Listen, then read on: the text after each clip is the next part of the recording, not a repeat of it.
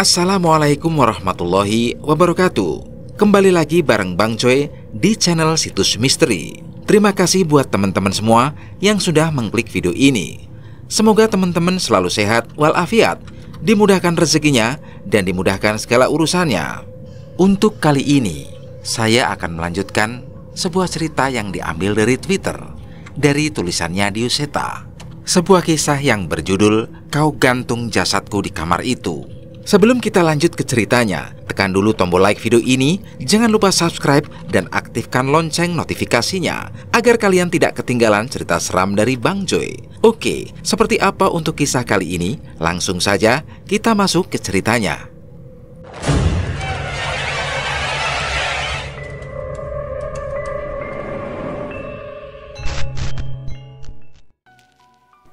Suara motor Lintang menemani perjalananku kembali ke rumah Bude. Kali ini kami lebih banyak melamun daripada ngobrol seperti saat berangkat tadi. Cerita Mbah Sarmi mengenai tragedi Nilam benar-benar membuatku berpikir bahwa betapa beruntungnya hidupku yang tidak harus berurusan dengan hal-hal mengerikan seperti santet yang meneror keluarga Nilam. Ternyata dunia ini tidak hanya luas, tapi juga dalam.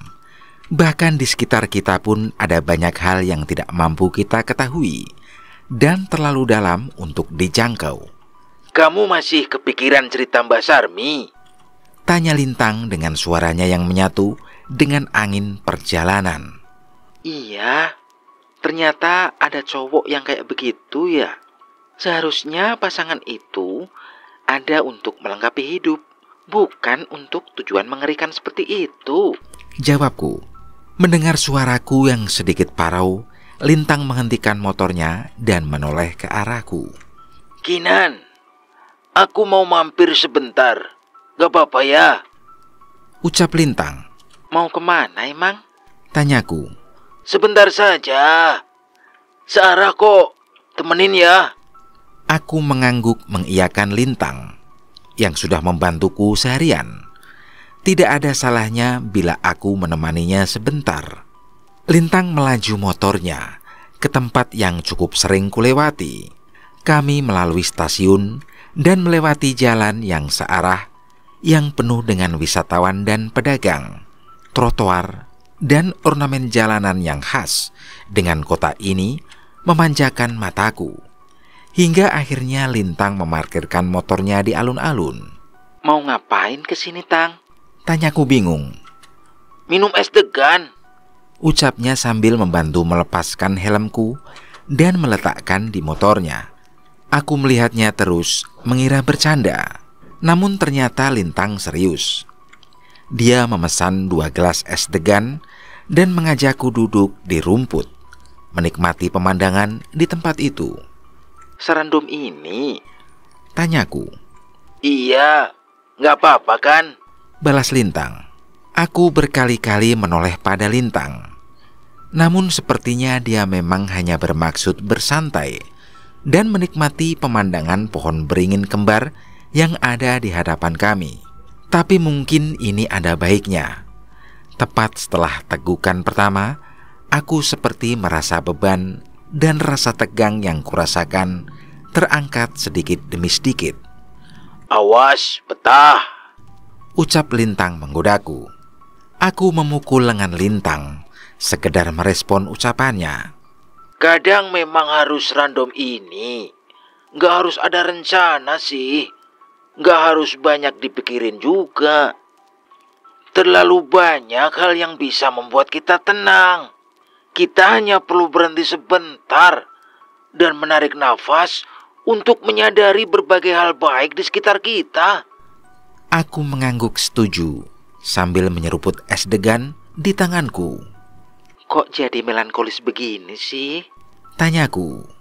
Kali ini dengan sedikit senyum setuju dengan ucapannya. Ini namanya melankolis ya? Kalau aku menyebutnya ngaso. Balas Lintang yang sekali lagi membuatku tertawa. Lintang menyeruput es degannya lagi dan tiba-tiba menarikku berdiri untuk mengikutinya. Ikut aku bentar, Ucapnya. Ia mengarahkanku ke arah beringin kembar itu dan mengambil slayer dari tasnya. Tang, jangan bilang, shh, udah ngikut aja. Kamu juga penasaran pengen nyobain kan? Balasnya. Aku tertawa menutup mulutku menanggapi kelakuan random Lintang. Tapi dia benar. Dari dulu aku ingin mencoba mitos yang ada di alun-alun ini. Namun tidak pernah kejadian karena aku memang pemalu. Tahu kan aturannya? Tanya Lintang. Berdoa ngucapin keinginan, nggak boleh ngintip, dan jalan lurus melewati di antara dua pohon beringin itu. Iya, pinter. Jangan jauh-jauh, ucapku. Tenang, aku ngikutin terus dari belakang, jawab Lintang. Aku memulainya. Sepanjang jalan, aku hanya tersenyum-senyum dengan perbuatanku ini. Tapi setidaknya setelah ini aku tidak penasaran lagi. Langkah demi langkah kuraba dengan menghafal posisi di mana kedua pohon beringin kembar itu berada. Namun setelah berapa lama, tiba-tiba Lintang memanggil. Kinan, mau kemana? Terdengar suaranya sedikit tertawa. Aku membuka penutup mataku dan melihat ke depan. Rupanya posisiku saat ini sudah sangat melenceng jauh, hingga hampir menabrak sekumpulan orang. Aku hanya tertawa melihat kegagalanku dan berlari kembali menuju gelas es deganku yang belum habis. Namun tepat sebelum sampai kembali, Lintang menarik tanganku lagi, tepat di tempat aku memulai tantangan ini tadi. Sekali lagi ya, ucap Lintang.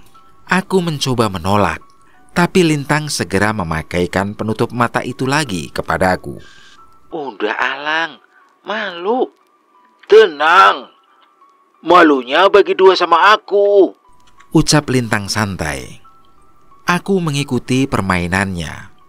Namun kali ini aku tidak mendengar suara langkah kaki Lintang di belakang. Aku terus meraba kemana arahku melangkah. Namun aku sudah merasa hasilnya pasti akan sama saja. Kinan, itu suara Lintang. Suaranya cukup jauh di hadapanku. Aku tahu arah suara itu dari mana dan mengikutinya. Sekali lagi Lintang memanggil namaku, dan aku mengikuti kemana arah suara itu, hingga tiba-tiba aku terhenti saat menabrak seseorang. Kinan, terdengar suara Lintang di hadapanku. Aku mengambil kesimpulan yang aku tabrak itu adalah Lintang. Kadang hidup ini memang gak bisa ditebak. Bahkan walau kita mencoba mengarahkan sebisa mungkin sesuai dengan harapan kita. Entah saat ini aku sedekat apa dengan Lintang. Belum pernah aku mencium aroma parfumnya sedekat ini. Tapi bukan itu masalahnya. Masalahnya, kenapa tiba-tiba jantungku berdetak begitu cepat? Kisah Nilam dan Bira pasti akan meremukkan hati semua yang mendengarnya. Tidak ada yang bisa menebak akan ada di posisi itu, ucap Lintang lagi. Maksud kamu apa, Lintang? Aku cuma ngasih tahu, aku ada di sini. Jangan pernah meragukan kehidupan, karena bisa jadi aku ada di sini untuk mendampingi kamu menyelesaikan masalah yang kamu hadapi, ucap Lintang. Aku tersenyum. Kini aku mengerti maksud Lintang. Ia melakukan ini semua hanya untuk menghilangkan kekhawatiranku. Thanks ya Lintang, ucapku. Ada kejutan lagi. Coba buka penutup mata kamu, balas Lintang. Aku menurutinya dan menurunkan penutup mataku, dan benar, Lintang tak jauh lebih dari sejengkal dari hadapan mataku. Jantungku semakin berdegup kencang. Namun ia segera menggeser tubuhnya dan menunjukkan apa yang ada di hadapanku. Aku berada di tengah-tengah beringin kembar, persis dengan tempat yang kutuju. Mungkin ini hanya mitos, Tapi aku senang bisa menyelesaikan tantangan ini. Tak hanya itu, merahnya langit kota ini membuatku tak mampu menghentikan senyumku. Seandainya bisa, aku ingin bilang pada Lintang, Terima kasih Lintang atas pemandangan indah ini dan semua usaha yang kamu lakuin untuk membuatku tenang. namun aku mengurungkan niatku dan masih menikmati pemandangan senja di alun-alun kota teristimewa itu. Kinan, Lintang memanggilku lagi. Kali ini suaranya seperti sedikit ragu. boleh nggak kalau aku ngajak kamu kesini lagi lain kali? Tanya Lintang sambil menggaruk kepalanya. Aku menoleh padanya, masih dengan senyuman di wajahku. Tapi kali ini aku tahu, aku memandangnya dengan tatapan yang berbeda. Masih bisa-bisanya nanya begitu? Setelah semua yang kamu lakuin ini, please, ajak aku kesini lagi. Tunjukin pemandangan seindah ini lagi. Entah di sini atau dimanapun. Yang penting sama kamu. Sayangnya ucapan itu hanya ada di pikiranku. Aku menahan sekuat mungkin rasa senangku. Mungkin di kamar nanti, aku akan senyum-senyum sendiri dan meneriakkan nama Lintang dengan menutup mulutku dengan bantal. Boleh. Sayangnya hanya itu saja jawaban yang akhirnya keluar dari mulutku. Tapi sepertinya satu kata itu sudah cukup untuk membentuk senyum di wajah Lintang. Merahnya langit senja menemani perjalanan pulangku menuju rumah Bude. Kali ini ia tidak menurunkanku di minimarket, namun mengantarku hingga rumah Bude dan berpamitan. Nggak takut kesasar? Tanyaku. Kayaknya aku bakal sering kesini kan? Jadi mau nggak mau aku harus hafalin jalan masuk ke komplek ini. Jawab Lintang. Sekali lagi aku tersenyum. Aku tidak menyangka Lintang bisa membuatku melupakan semua kejadian buruk yang kualami sejak kemarin. Santi terlihat mulai sehat. Ia membantu Bude mempersiapkan makan malam untuk kami di dapur. Udah sehat, San? Tanyaku. Sudah, Kinan. Maaf ya, ngerepotin. Balasnya. Nggak ada yang ngerepotin kok, San. Bude malah seneng kalau rumahnya rame. Iya kan, Bude? Ucapku. Iya. Sebenarnya Kinan sudah Bude minta untuk tinggal di sini saja. Tapi dia bilang kampusnya jauh. Hihi. Maaf ya, Bude. Tapi tiap libur Kinan pasti pulang ke sini kok. Iya. Bude ngerti. Udah, sana bersih-bersih. Kita makan. Kami bertiga menikmati makan malam yang tenang, tanpa membahas hal yang membuat kami khawatir. Seperti sebelum-sebelumnya, aku hanya bercerita pada Santi bahwa sementara anak-anak kos mengungsi dulu, sampai permasalahan di sana benar-benar selesai. Aku tertidur dengan cepat malam itu. Kelelahan yang menumpuk semenjak kemarin malam membuatku lelap dengan seketika. Sayangnya, aku merasakan perasaan aneh yang membuatku terbangun dengan tidak nyaman. Lampu kamar memang sudah dimatikan, tapi dengan adanya lampu dari ruang tengah, aku masih bisa melihat dengan jelas. Jarum jam menunjukkan pukul 3 pagi saat itu. Saat itu, aku menoleh ke arah Santi yang tidur di kasur tambahan di bawah. Namun bukannya dalam posisi tidur. Santi malah terlihat duduk dengan tatapan mata yang kosong. San, nggak tidur? Tanyaku. Santi tidak membalas pertanyaanku sama sekali, seolah tidak mendengar suaraku. San, kamu nggak apa-apa? Panggilku lagi. Kali ini ia menoleh ke arahku secara perlahan. Aku mulai merasa ada yang aneh dengannya. Santi menoleh sambil tersenyum lebar, memamerkan giginya dan mata yang menatap tajam ke arahku. Suara gemeretak terdengar dari giginya yang saling beradu. aku ingat senyum itu. Senyum itu persis seperti kuntilanak yang berada di kamar Santi. Seketika tubuhku merinding dan tubuhku sulit untuk bergerak. Aku mencoba berteriak, namun entah mengapa tidak ada suara dari pita suaraku. Wajah mengerikan itu memiringkan kepalanya dan memperhatikan mataku baik-baik. Sekilas aku mengira ia akan mendekat, namun yang terjadi malah sebaliknya. Santi kembali merebahkan tubuhnya dan tidur dengan memunggungiku.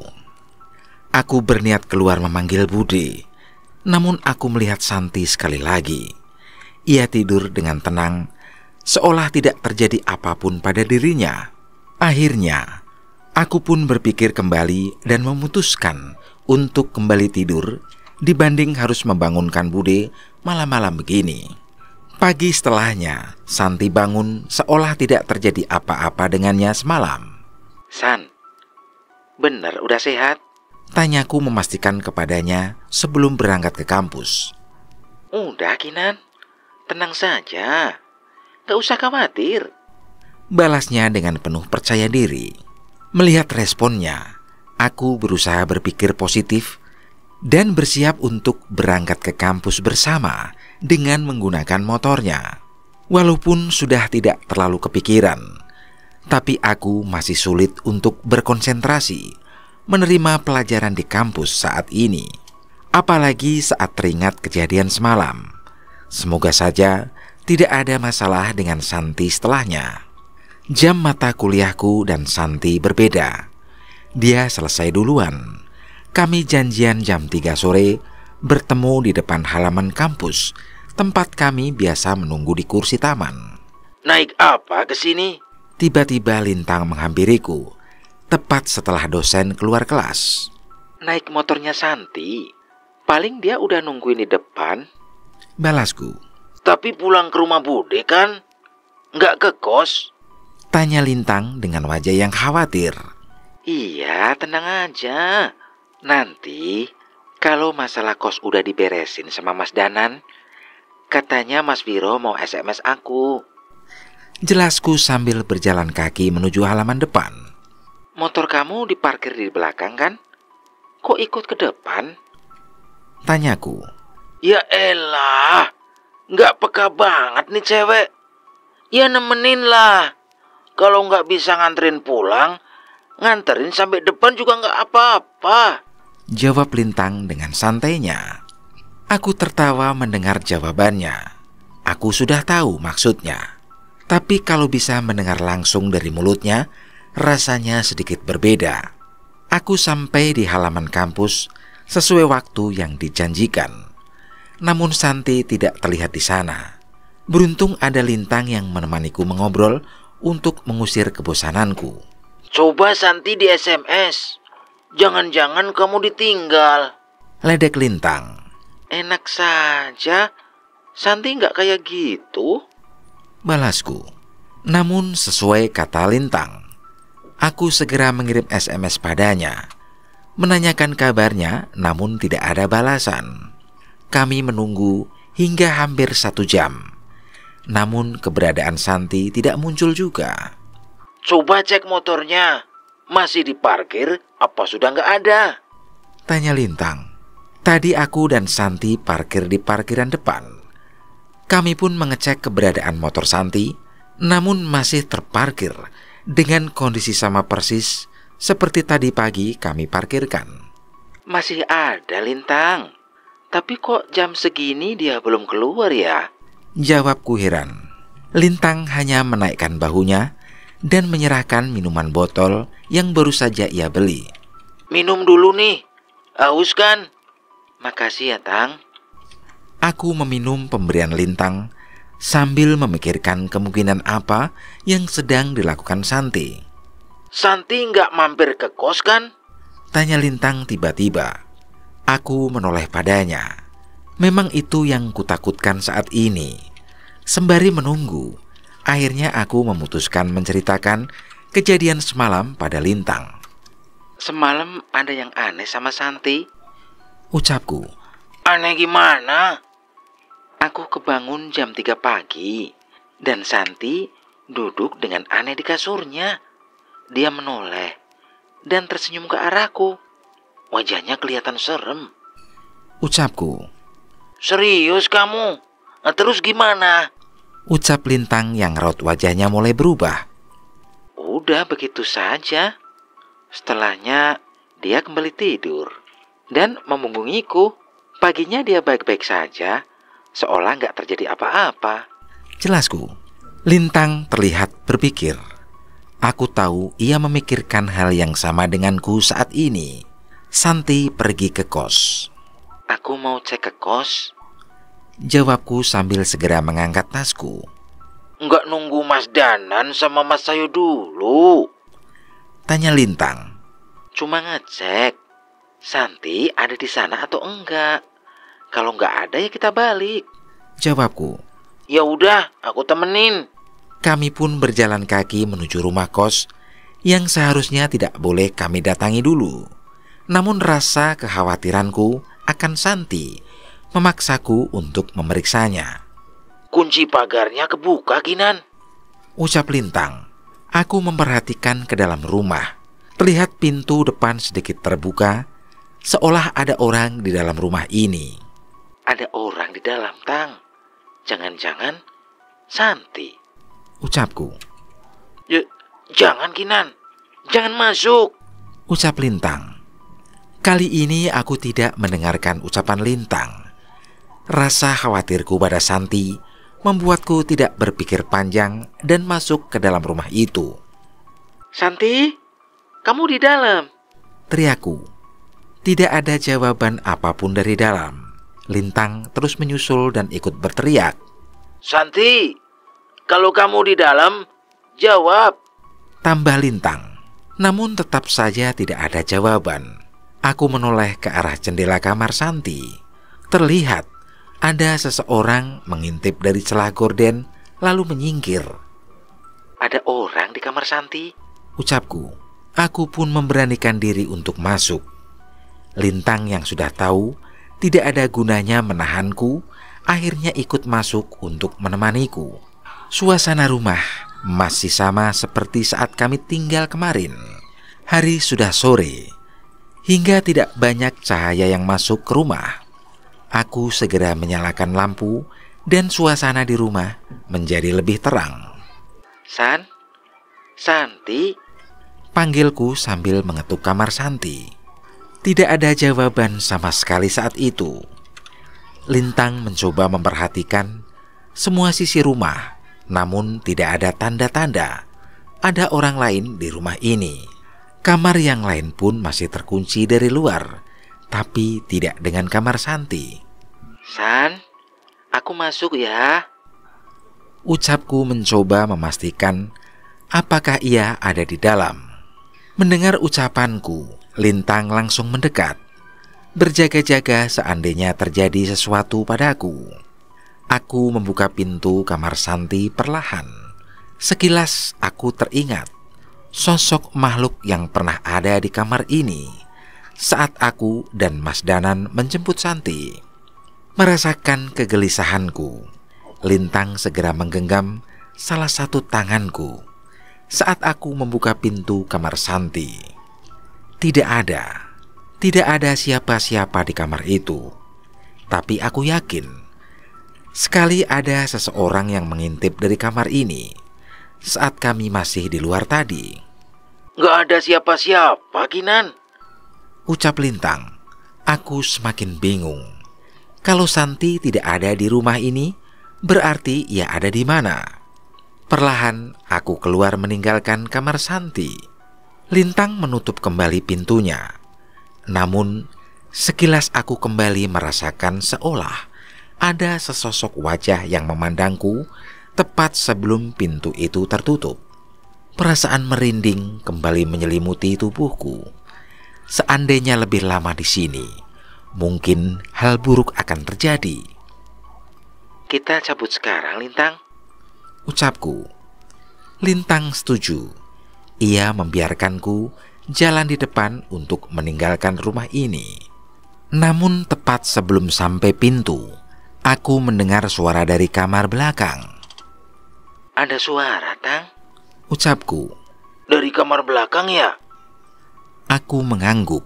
Kami pun mengurungkan niat kami untuk kembali dan berpikir untuk mengecek kamar belakang.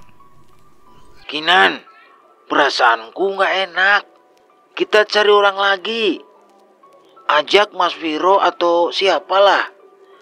Lagian sudah mau maghrib. Ucap Lintang. Sebenarnya aku setuju. Namun setelahnya terdengar suara seseorang melantunkan lagu dengan menggumam dari kamar belakang. Entah mengapa, aku merasakan bahwa itu adalah suara Santi. Itu suara Santi, Tang. Gak salah lagi. Ucapku. Lintang menghela nafas mendengar reaksiku. Ya udah, kamu nunggu di sini. Gak akan aku biarin kamu ke kamar itu lagi. Ucap Lintang. Aku pun menuruti ucapan Lintang dan menunggu di dekat pintu rumah. Lintang berjalan mengecek ke kamar belakang. Seiring dengan langkah kaki Lintang, tiba-tiba pintu kamar belakang terbuka perlahan.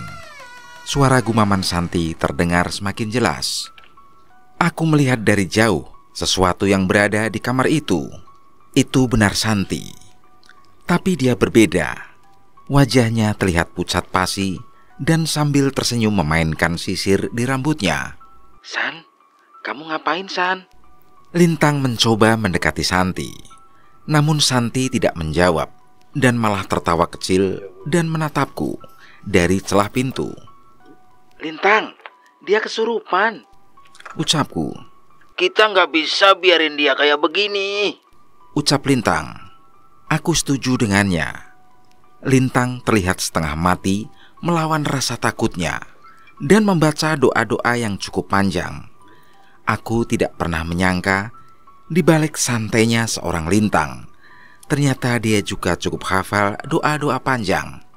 Mendengar itu, mendadak wajah Santi berubah. Ia terlihat marah dan menatap ke arah Lintang. Santi berdiri dan bersiap menerjang Lintang. Namun ia tertahan saat Lintang kembali mengeraskan doa-doa yang ia baca. Tinggalkan tubuh Santi. Perintah Lintang dengan suara yang gemetar. Makhluk di tubuh Santi tidak gentar. Ia terlihat tidak bisa mendekat ke Lintang. Dan akhirnya berteriak dengan suara-suara aneh dan mencakar tubuhnya sendiri. Bersamaan dengan itu, tiba-tiba terdengar suara pintu bergetar. Aku menoleh ke arah luar dan terlihat sepasang makhluk yang terbungkus kain kafan menatap dari depan kaca jendela, seolah menahan kami untuk keluar. Tubuhku gemetar. Seketika aku merasa kami sudah terjebak di rumah ini. Lintang, di luar ada pocong. Ucapku yang segera berjalan mendekati Lintang. Makhluk di tubuh Santi semakin tersenyum melihat kami yang semakin takut. Tak cukup sampai di situ. Tak jauh dari posisi Santi, tiba-tiba terdengar suara tangisan bersamaan dengan munculnya sosok wanita dengan wajah mengerikan dengan tali menggantung di lehernya. Itu Roni Lam. Tanya Lintang. Aku memperhatikannya dengan jelas. Semua yang terjadi pada roh itu persis sesuai yang diceritakan Mbah Sarmi. Suasana tempat ini tidak pantas lagi disebut rumah. Saat ini, tempat ini lebih pantas disebut sarang makhluk halus. Kita cari jalan keluar lain, Kinan. Ada pintu belakang. Ucap Lintang. Aku ingin menjawab, namun tiba-tiba suaraku tidak keluar. Tiba-tiba tubuhku panas dingin, sesuatu seperti ada di sekitarku dan mengelilingiku.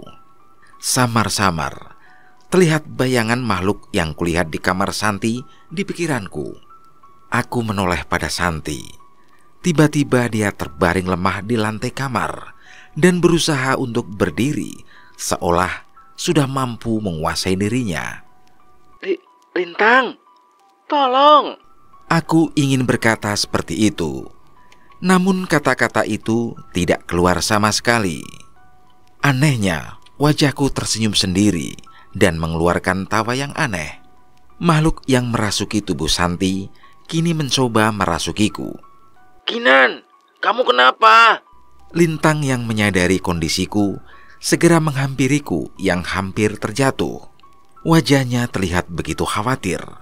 Ia berusaha menahan rasa takutnya dan membacakan doa sambil menggenggam tanganku. Aku terus membaca doa yang sama dalam hati, berusaha bertahan agar makhluk ini tidak menguasai tubuhku. Tapi yang terbentuk di wajahku hanyalah senyuman aneh dari makhluk yang merasukiku. Keadaan semakin parah ketika sosok pocong yang sebelumnya ada di luar kini melayang mengelilingi aku dan Lintang, serta menatap kami dengan wajah mereka yang mengerikan. Bau busuk tercium di ruangan ini. Sepertinya keberadaan pocong itu yang membawa bau ini. Aku melihat wajah Lintang yang mencoba memberanikan dirinya. Ia terlihat tidak berniat meninggalkanku sama sekali. Dengan pocong yang mengelilingi kami, aku yang kesurupan. Sosok roh nilam yang terus menatap ke arah kami. Lintang masih terus di sini dan membacakan doa-doa untuk melindungiku. Keadaan semakin mencekam ketika kaca-kaca jendela mulai bergetar dan suara benda yang pecah dari arah dapur. Suara langkah kaki pun ikut mendekat ke arah kami. Aku hampir tidak dapat mempertahankan kesadaranku. Namun sebelum aku kehilangan kesadaran, tiba-tiba terdengar suara pintu terbuka dengan keras. Bener mas, ada orang. Aku kenal suara itu. Itu suara Mas Viro. Terdengar langkah beberapa orang juga ikut mendekat. Saat itu, aku melihat senyum di wajah Lintang. Kalian hebat, bisa bertahan sejauh ini. Aku tahu itu adalah suara Mas Cahyo. Ia membacakan doa seperti yang kami bacakan sebelumnya. Namun ia membaca dengan lebih tegas dan seolah ada ketegaran yang kuat di setiap kata-katanya. Seketika aku kembali bisa menguasai tubuhku. Kini sosok kuntilanak itu menjauh bersama sosok pocong yang mengelilingi kami. Makasih ya Mas Cahyo, ucap Lintang yang segera membawaku mundur ke belakang mereka.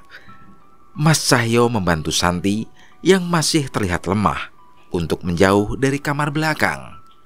Sudah, tenang saja. Habis ini semuanya akan kembali tenang, balas Mas Cahyo. Tak berapa lama, aku melihat Mas Danan datang menyusul masuk ke dalam rumah. Ia bersama dengan seorang perempuan yang umurnya lebih tua dari kami semua.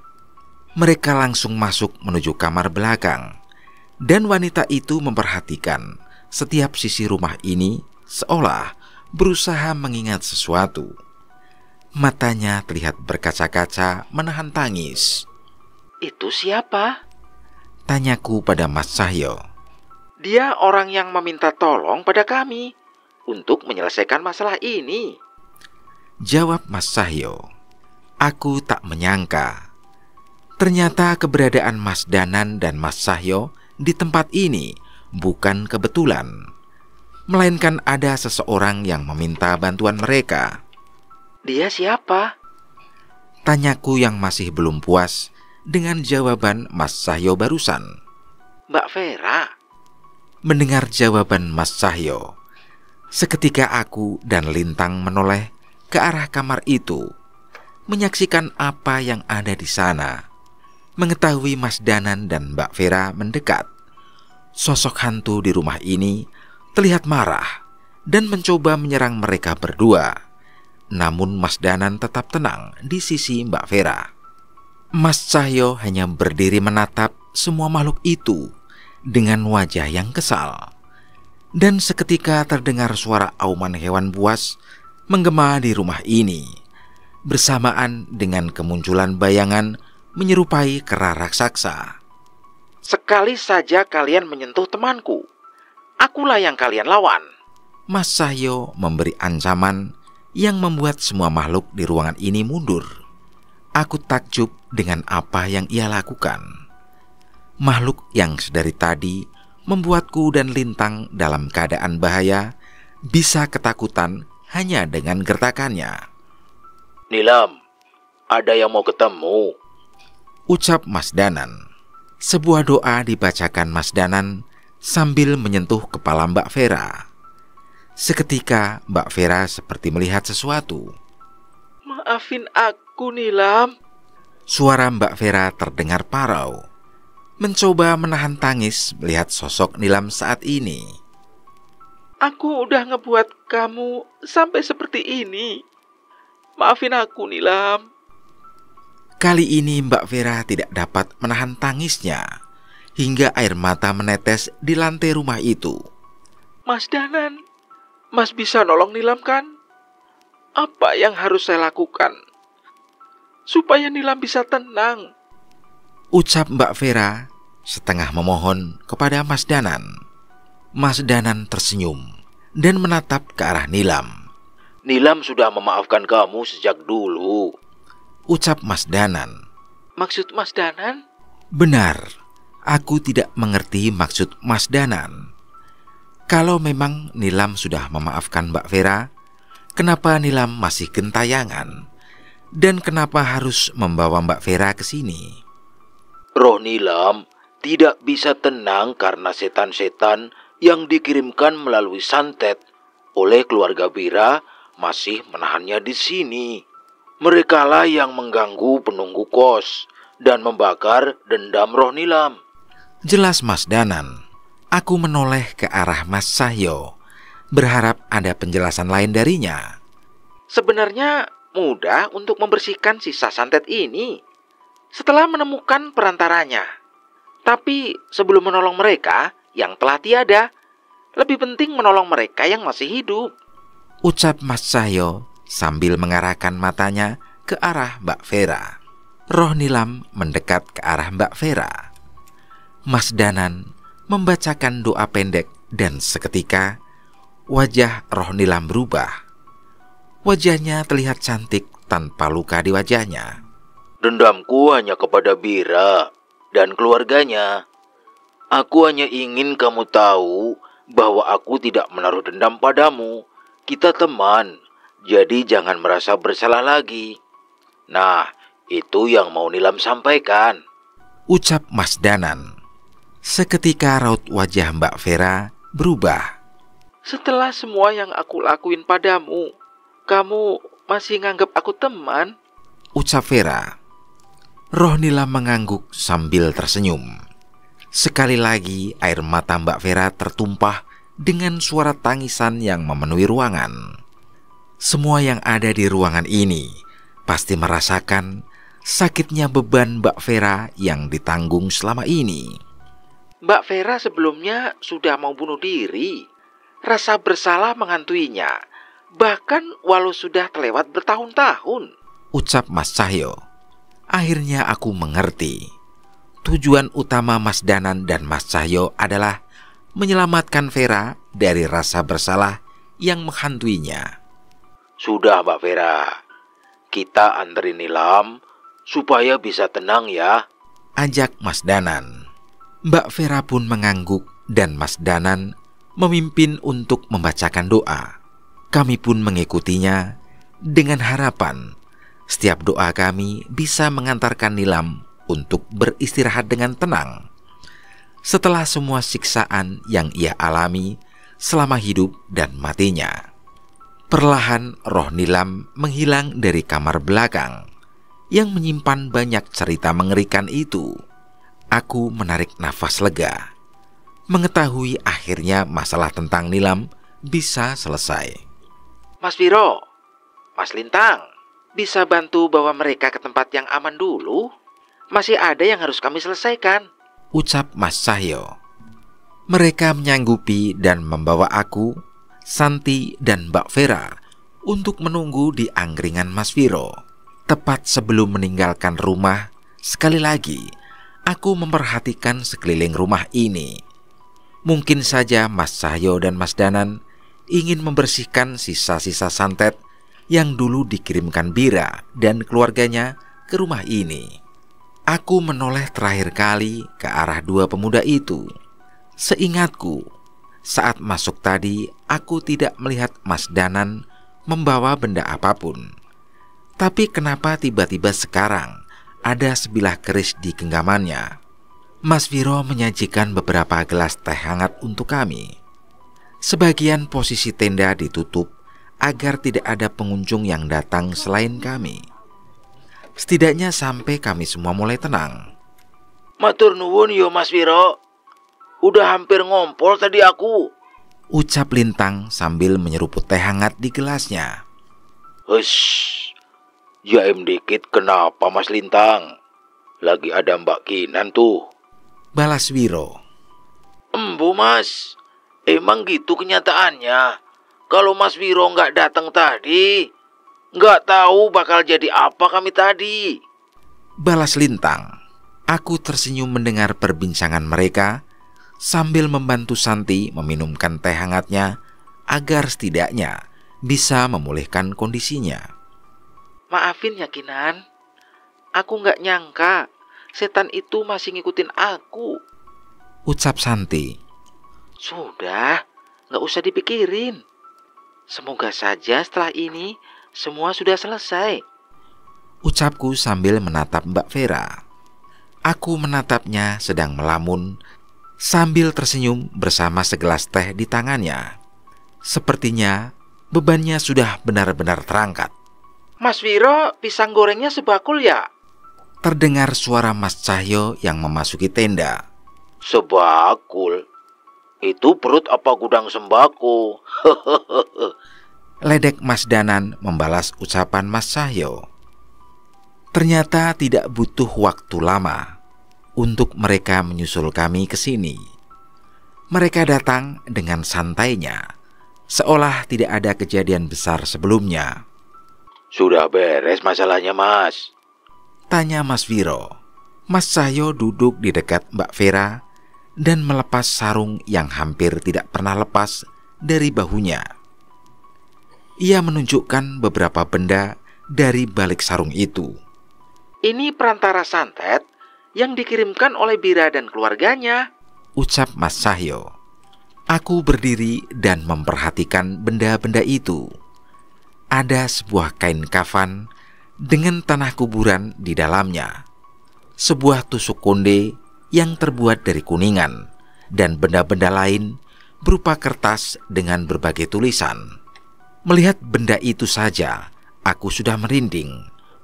Bukan karena bentuknya yang menyeramkan, tapi karena masih ada manusia yang memiliki hati jahat, yang memanfaatkan benda-benda dan ilmu seperti itu. Mas Danan, berarti kosnya sudah aman untuk kami tinggali. Kita bisa tidur di sana malam ini, tanyaku memastikan. Sudah, tapi jangan lupa terus berdoa ya, supaya rumah kos itu dijauhi sama roh atau makhluk yang berniat buruk, jawab Mas Cahyo. Berarti sudah nggak ada makhluk halus di rumah itu, Santi ikut memastikan. Bukan nggak ada, tapi udah nggak ada yang akan ngeganggu lagi. Penunggu asli rumah itu masih di sana, jelas Mas Danan. Ingat gak sosok yang menyerupai Mbak Rini yang memperingatkan Mbak Kinan sebelum kejadian kemarin? Itu adalah penunggu rumah itu yang mencoba melindungi kalian. Aku memang teringat kejadian itu. Seandainya itu memang benar, semoga saja keberadaannya tidak bersinggungan denganku dan penghuni kos yang lain. Malam itu, aku dan Santi memutuskan untuk kembali tidur di kos dan memberi kabar ke Bude. Hampir semua yang diucapkan Mas Danan benar. Rumah ini sudah kembali nyaman, persis seperti alasan awal aku memilih tempat ini untuk ditinggali. Waktu menunjukkan pukul 2 siang. Aku sedang berada di motor Lintang menuju rumah Mbak Sarmi setelah menyelesaikan perkuliahan pagi. Dari jauh, aku melihat Mbah Sarmi duduk menikmati udara segar di teras rumahnya. Kali ini ia melamun sambil tersenyum. Kula nuwun, Mbah. Permisi. Ucapku sambil salim kepada Mbah Sarmi yang disusul oleh Lintang. Ngelamunin apa toh, Mbah? Tanya Lintang mencoba menggoda. Namun Mbah hanya menjawabnya dengan senyuman. Mbah sudah dengar ceritanya belum? Tanyaku.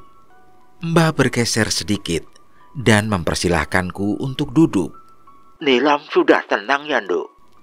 Ucap Mbah Sarmi. Iya, Mbah. Tahu dari siapa? Tanyaku heran. Mas Danan sama Mas Cahyo ya? Ucap Lintang mencoba menebak. Mbah tersenyum lagi. Kok kamu tahu? Tanyaku pada Lintang. Lihat tuh, ada pisang setumpuk di sana. Sudah pasti itu bukan hasil panen Mbah. Siapa lagi yang bawa kalau bukan Mas Cahyo? Jawab Lintang. Benar ucapan Lintang. Sudah ada tumpukan pisang yang terlihat di sana. Namun aku ragu Mbah bisa menghabiskan itu semua. Kami pun menceritakan kejadian saat menenangkan roh Nilam. Mbah pun memperhatikan ceritaku dengan seksama dan dengan mata yang berkaca-kaca. Syukur, Nduk. Kamu sudah bisa tenang di alam sana. Ucap Mbah Sarmi sambil beberapa kali menatap langit. Setelah beberapa lama berbincang, terlihat sebuah mobil taksi berhenti di depan rumah Mbok Sarmi. Seorang wanita turun dari sana. Aku memperhatikan wanita itu dan dalam sekejap aku bisa mengenalinya. Itu adalah Mbak Vera. Wah, Kinan, Lintang, di sini juga. Ucap Mbak Vera yang segera salim ke Mbok Sarmi yang terlihat bingung. Aku Vera, Mbah, temennya Nilam. Ucapnya memperkenalkan diri sambil setengah duduk di hadapan Mbah Sarmi. Mbah Sarmi mencoba mengingat dengan cukup lama, hingga akhirnya ia tersenyum dan mengelus-ngelus rambut Mbak Vera. Ya ampun, Dok. Sudah lama banget. Kenapa baru mampir ke sini? Ucap Mbah. Maafin Vera ya, Mbah. Vera punya salah sama Nilam. Tapi sekarang semua sudah selesai. Jelasnya. Nilam gak marah sama kamu.